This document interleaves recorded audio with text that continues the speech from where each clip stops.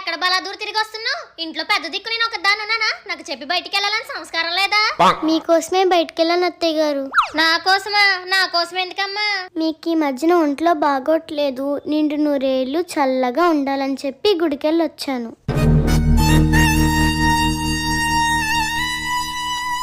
నా బంగారు కొండే, అత్తగారంటే ఎంత ప్రేమమ్మా నీకు. ఇంతకీ పూజ చేయించావా? పూజ చేశాను, మొక్కు కూడా మొక్కుకున్నాను అత్తయ్య గారు. మొక్క? ఏం మొక్కుకున్నావు తల్లి?